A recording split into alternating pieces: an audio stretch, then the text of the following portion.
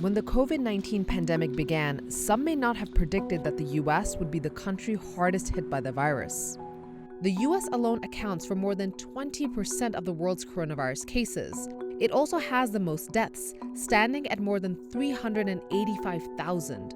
So how is it that the entire continent of Africa, which has a population about 4 times larger than the US and only a tiny fraction of the healthcare resources available, holds 3% of the world's COVID cases and about 4% of the reported deaths? What are some African countries doing right to curb the spread of the virus and keep virus deaths low? The first coronavirus cases were reported on December 31st, 2019. Unlike the US, the world's richest country, many African countries responded quickly and had the public support. When the first cases of COVID-19 were recorded in Egypt on February 14, we convened a meeting of all ministers of health to arrive at a joint strategy that would enable us as a continent to coordinate our efforts and to collaborate as much as possible. Dr. John Nkengasong is the director of the Africa Centers for Disease Control and Prevention. Dr. Nkengasong says that coming together with a strategy helped them prepare. When the cases started showing up in March, there was clarity of understanding of what to do. And the countries went down into took very severe lockdowns very early on. In countries were declaring states of emergency with few cases. Let's break down the order of events. On March 11th, COVID-19 was declared a global pandemic by the World Health Organization. But it wasn't until 2 days after that President Trump declared it a national emergency in the US and issued travel restrictions for non-US citizens. But by then, the US had already reported 2,219 cases and 51 deaths. Meanwhile, on March 12th, Ghana, a country of about 30 million people, reported its first 2 coronavirus cases and immediately started its contact tracing process. 10 days later, the country closed all of its land, sea, and air border checkpoints. By March 27th, partial lockdowns were issued in main cities, and traveling between larger cities was prohibited. A key element that helped many governments implement these measures was the initial public support. I remember that the systematic wearing of masks was something that was started from March, I think, in Cameroon. Dr. Yap Boom works for Epicenter Africa, the research branch of Doctors Without Borders. He's currently in Cameroon, working on research and procedural guidelines for pandemic response. Dr. Boom says the measures put in place shaped public response to the pandemic. One thing that we've learned is that the response against a pandemic, it's definitely starting by the community engagement. According to a survey of 18 countries conducted in August, 85% of people who responded said they wore masks. But one thing that's proving to be helpful, the health systems in many African countries are actually built to handle epidemics. And that's because the African continent is no stranger to dealing with epidemics and viral diseases. We took it very seriously, considering that we've been having other outbreaks, Ebola, the different outbreak of Ebola that has been Marburg fever as well, that has been eating Uganda, make them a country with one of the best surveillance systems in Africa. Some West African countries that battled the Ebola epidemic from 2014 and 2016, where more than 11,000 people died, had developed public health measures that could readily be employed to prevent COVID-19. The different epidemics from HIV, Ebola, and cholera, and so on, has managed to do is to prepare the community. By being prepared means that when we ask to follow some rules, at least at the initial step, I think in most of the outbreak where I've been working, the community and engagement is key.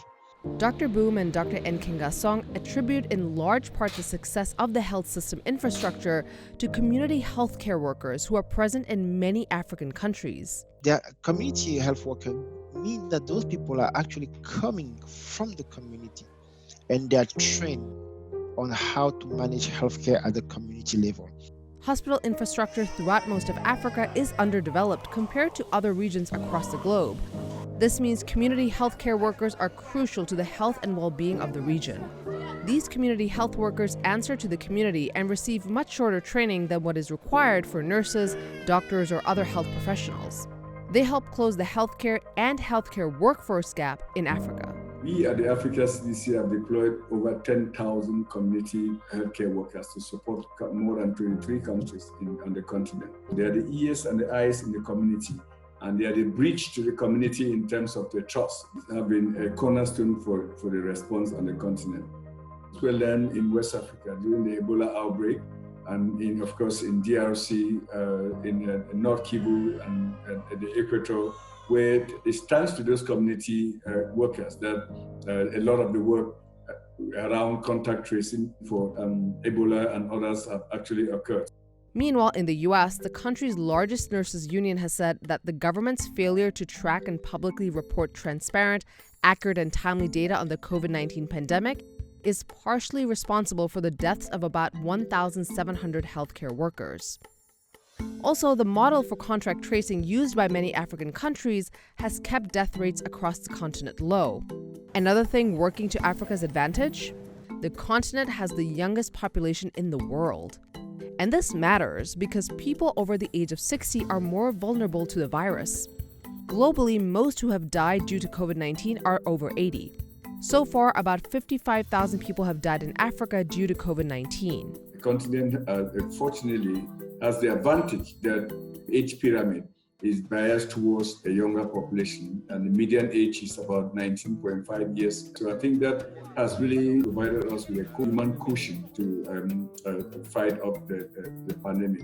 While Africa's population is very young, the median age in the US is 38, and in Europe, it's 43. Dr. Boom says the case numbers vary from country to country, depending on different testing strategies. The first thing to clarify, the number of reported cases and the number of actual cases may be quite different. And why the age is actually playing a role, definitely because the younger people are the one having mainly asymptomatic form of the disease. And because they're asymptomatic, they're not being tested. Because most of the country, in terms of strategy, we're testing only people who are having symptoms.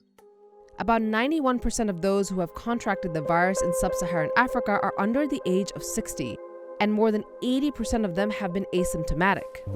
But apart from having such a young population, Dr. Boom says Africans might have some form of immunity from the virus. The African Academy of Science is conducting research into immunity in the region. Part of the research looks at a person's ability to produce antibodies and fight the virus, but the other part will be looking at cell responses to the virus. The African population are and have been exposed to a large diversity of pathogens. So what it means is if you are living in sub-Saharan Africa and your body is exposed and it's used to fight different virus, bacteria, and pathogen, when the COVID-19 will arrive, even if he does not have the very specific antibody, he already have a body that is fit to prepare an immune response, which definitely can make a huge difference. Dr. Boom says the evidence from this research could help explain why many people in African countries have been asymptomatic, compared to people in Western countries. Your immune system is less stimulated as compared to the one that we are having because of our environment. Because asymptomatic means that we are actually carrying the virus, but for some reason the body is managing to handle it, which means he's fit enough to stop the virus as compared to what we are seeing in the Western countries. But even though many Africans have proven to be asymptomatic, medical experts stress that vaccination is crucial to halt the virus from spreading further. Because of pre-existing prejudices created by media depictions of Africa, the region might not have been expected to provide a model of how to handle a pandemic. But the quick response and acknowledgement of the virus's severity allowed governments to prepare and strategize for the handling of the COVID-19 pandemic.